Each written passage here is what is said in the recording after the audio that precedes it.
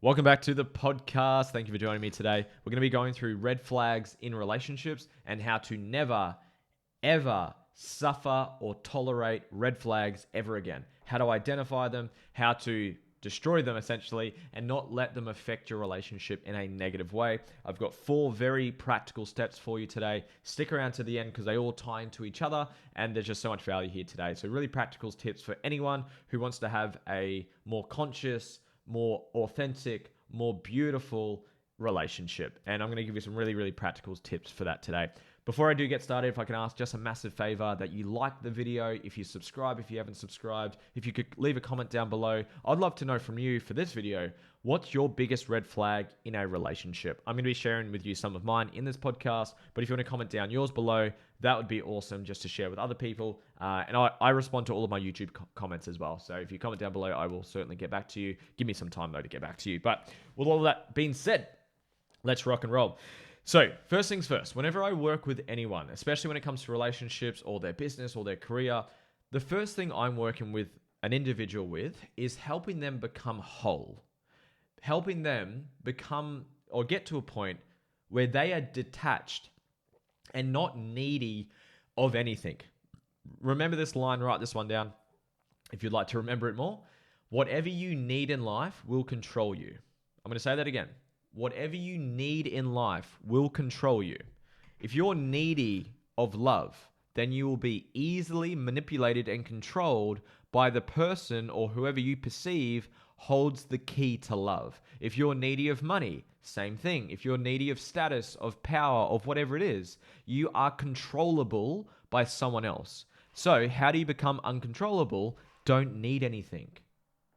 Don't be attached to anything. The most powerful place to be in life is to know exactly what it is that you want and be totally okay never having it. It's such a beautiful place to come from. Now, there's a catch-22 to that, so I'm not going to go fully into that topic because I've done topics on this specifically. But my invitation to you is to get to a point where you're not needy of a relationship. You're not desperate. You're not attached to it. Because if you are, and whether you're single now and you want to get into a relationship and you're needy, or maybe you're already in a relationship and you're needy and attached to your partner, the challenge with that is if they treat you poorly and they overstep boundaries or they have red flags that they're not working on, because you're needy of them, there's a part of you that won't be willing to actually set a boundary, to hold them accountable, to actually say, hey, look, I don't appreciate that. If you continue to do this and not consciously work on this, I'm going to leave you. And you say that in a healthier way than what I just said, but that's essentially the concept. And if you're not willing to do that, then you're going to tolerate the poor behavior, them overstepping boundaries, the red flags. So this is why I start with this first. And the question is, how do you get to that point? It comes back to healing. It comes back to doing the inner work, your past traumas, your past wounds, your past limiting beliefs that you're not enough, that you're not worthy, that you're not lovable. Literally, if you have a belief that you're not lovable, which is very common. I find that a lot with my clients I've worked with. And then you somehow get yourself into a relationship and you're actually getting some crumbs of love or some version of love, but you believe you're not lovable. One, you're going to fuck that relationship. It's going to be not very fulfilled and deep and intimate. But secondly, you're going to be so attached to it because if you lose that person, because you're unlovable, you might not find anyone else again. So you can see how it's a very, very bad, dangerous place to be in when it comes to intimate relating. So the first part of this process is to become whole and not attached and actually not needy of love. Get to a point where you love your life. And I'm very proud to say that about me. I still have healing to do. Don't get me wrong. I'm still growing. I'm still healing. I'm still evolving. I'm still expanding. I'm still integrating. I'm still doing a lot of the work. I've got a Reiki session today as I'm filming this podcast. So I'm still doing the work on myself, but I'm at a level where I'm not attached to anything. I'm not attached to my partner. I love my fiance. We're getting married next year sometime. You guys will see that as we get closer to it. But with all love and respect to my beautiful fiance, if she started treating me poorly to a level that overstepped my boundaries, one, I would enforce it straight away because I'm willing to do it because I'm not scared of her leaving me, because even if she does, I'm okay with that. And if she was to not respect my boundaries and not respect my needs and wants and expectations, which are fair and reasonable, which I'll get to soon, if she doesn't respect that, at some point, I would be willing and happily be able to leave. Would there be hurt? Of course. Would there be some emotional tearing? Of course. That's a part of the transition process. But I'm actually at a point where I'm willing to do that. And I love my partner because she's willing to do that to me. So she holds me accountable to the expectations. She pulls me out on my red flags with her and vice versa. That's a healthy fucking relationship. Just, oh my God, I'm so scared of my partner leaving me. So if they treat me like shit, I'll put up with it and I'll suppress it and I'll beat myself up and I'll have all this resentment and negative energy, and that flows over to other areas of my life, and I gossip about my partner to my friends and family. That's a fucking shit show. Fuck that. You don't want that. You want to be at a level where you love your life, you love yourself, and then you find someone else who's on that level, and then you get to grow and expand and love each other more deeply and intimately together. I hope you like the vibe of what I'm talking about. So that's step one. How do you do that? Do the inner work, do healing, integrating, processing, find a healer, find a coach. I do that. That's a lot of the work I do. You don't have to work with me. If you don't like my vibe, that's cool. Find someone else, find a Reiki healer. I'm literally seeing a Reiki healer today to continue to do the work on me. Find a coach, find a therapist, find someone to help you do the work so you're not needy and attached to anyone or anything. So that's step one. Step two is you need to have a vision for your future, which includes the relationship. What's the vision for your future relationship? And everyone's different because everyone has different needs, wants, and expectations. But what is it that you want intimately? Are you a highly sexually driven person? I am. I do have a high sex drive. Some people don't. Some people, I've heard the term asexual, where they never have sex. I'm like, me and that person could not be together. And like, they might tick all the boxes outside of that, but that's a need that I have. That's an expectation and a want that I have for my relationship. What's your communication like? Do you value deep, intimate, open conversations? That's one for me as well. So I couldn't be with someone who's not willing to be open and to express and to communicate openly. And guess what? Doing the inner work helps with all of these things I'm talking about, by the way. That's why we keep healing and keep doing the work. What's your health? Do you want to, like, for me, just one of my expectations is health. I couldn't be with someone who smokes cigarettes. I couldn't be with someone who doesn't look after their health fundamentally. I don't need to be with a bodybuilder by any means, but my partner, Georgia, like, she looks after her health. I think she's literally at the gym right now as I'm filming this podcast. So you want to get clear on what is the vision for your relationship and what does that relationship look like, from communication, intimacy, health, growth, finances, travel, whatever's important to you. To give you a really awesome step to help you do this, I teach values. It is the first thing I do when I work with any single client. So I teach values and I have a free training. If you didn't know about this, it's episode 200 of this podcast. So go to this podcast you're listening to right now, go to episode 200. And it's a free training on how to determine your values. I recommend doing the video because I actually share my screen and I take you through it. It's a 35-minute video. It's absolutely free. So what I would recommend is get clear on your values and then create the vision for your life using those values. When I do vision with clients, I get their values and I expand on their values, and that becomes their vision. So to summarize this step, get clear on the second step is vision. What's the vision for your relationship? And what are the needs and expectations and standards that you have for your relationship? I'll give you some examples of mine. Is growth. Self-growth is probably the biggest one. I could not be with someone who does not work on their own stuff, who doesn't heal, integrate, expand, evolve, and become a better version of them. I just couldn't do it. That's probably the biggest one for me. Second would probably be intimacy and communication. That would probably fit into that. 3 would be health, like I mentioned before. 4, I would say probably the feminine energy. I'm very attracted to the feminine energy. I couldn't be with a masculine driven woman.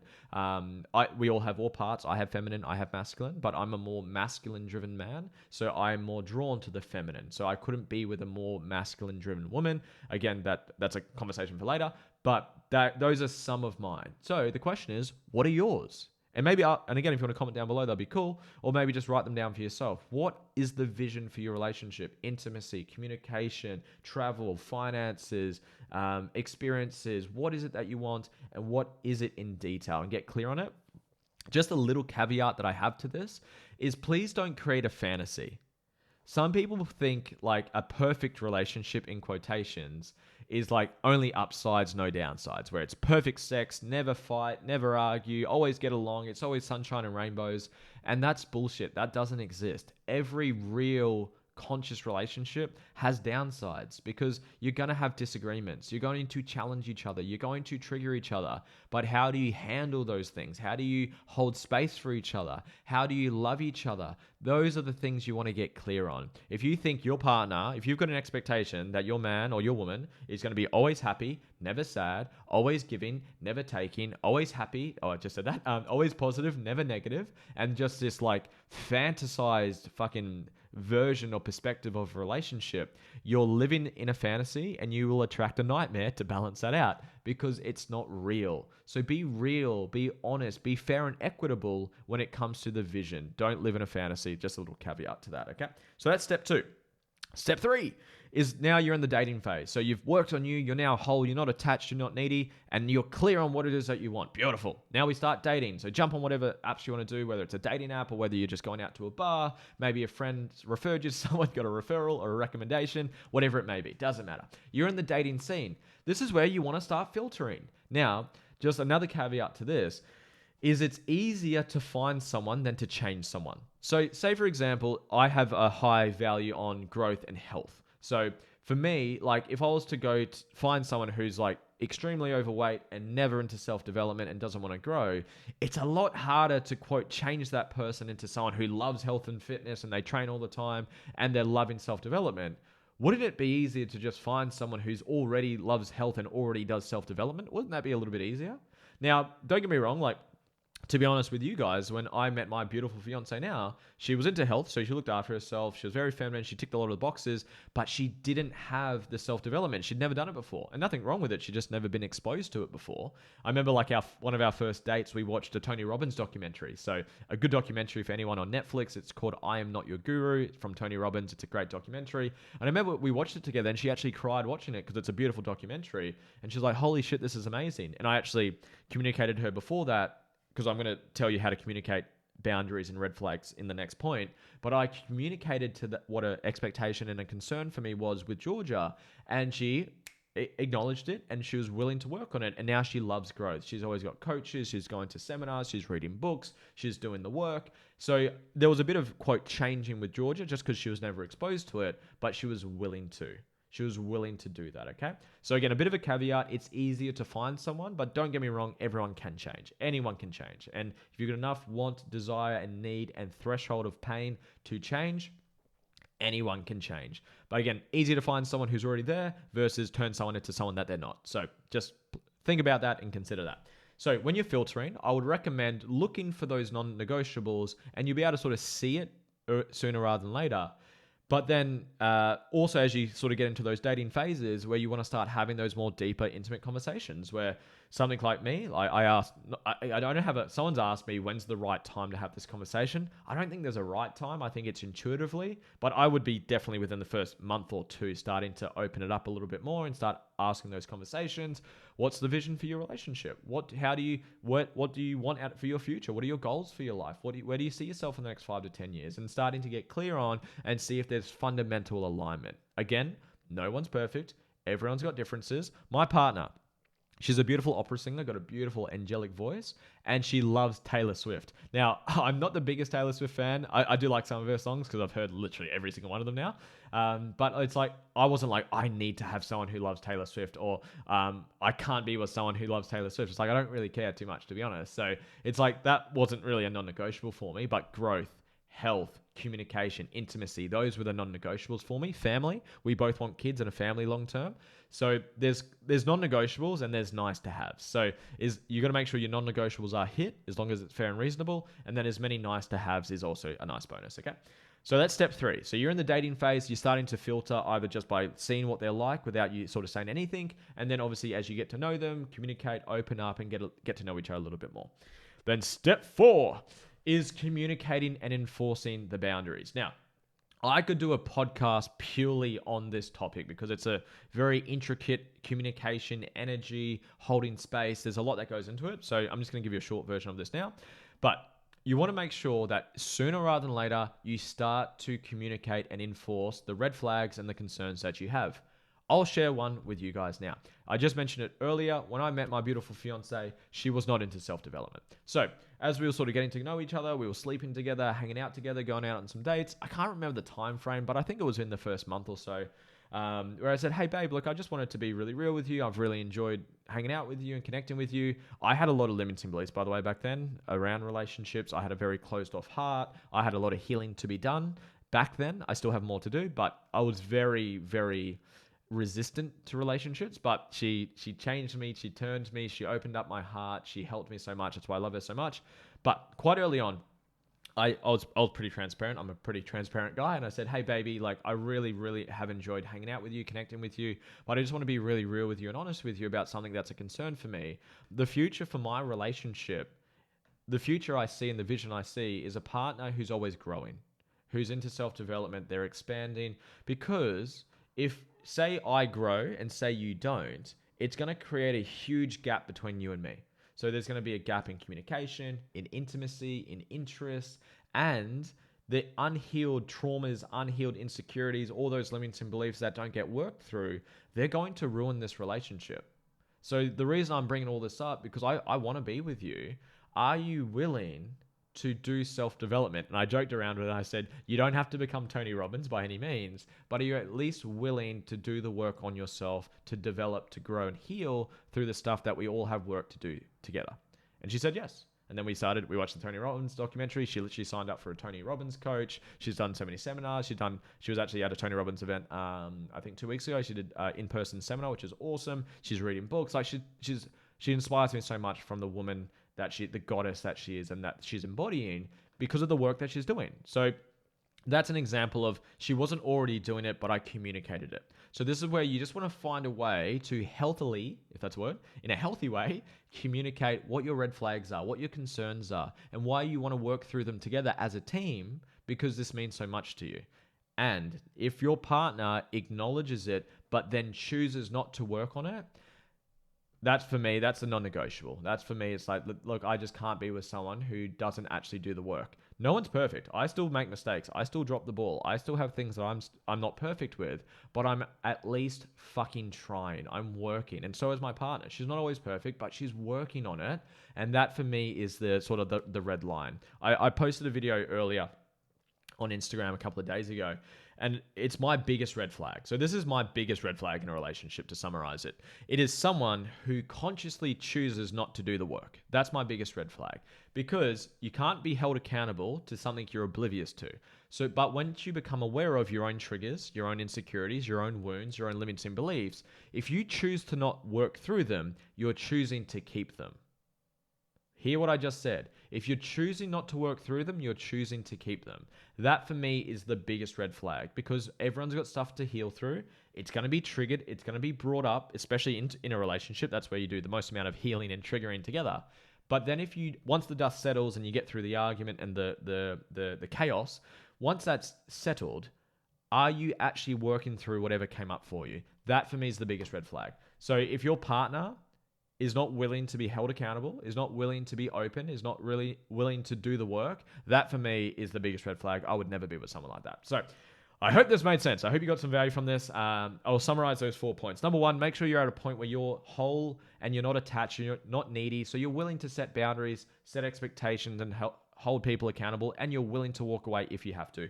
2, you've got your vision of your relationship for the future, what you want, what you don't want, what you tolerate, what you don't tolerate. 3, once you're dating, start to filter and recognize those things and have those conversations. And then 4, enforce and set those expectations. And just with that last point, appreciate you're not always going to get it right the first time. It's taken me sort of 5-10 times sometimes to get one of George's boundaries right, because we're all human. We're all working through our stuff. If you've got 20 years of programming about a certain thing, which is a red flag, don't think you're going to get it right straight away. It might take you 10, 20, 30 times to get it right. As long as you're trying, as long as you're working towards it, that for me is the sweet spot. I hope you got value from this, guys. If you got value, comment down below, subscribe if you haven't subscribed. Leave your biggest red flag in the comments. I'd love to see what they are. Send this to a friend that you think will get value from this. And if you're looking to heal, grow, work on you, become the best authentic, expressed version of you. Find your purpose, do what you love, live a life on your terms, create a life on your terms. I have a free strategy call for you. It's in the comments. Go to the caption, go to the caption, book in for a strategy call with me, and I look forward to connecting with you. Much love. Thank you so much. Bye.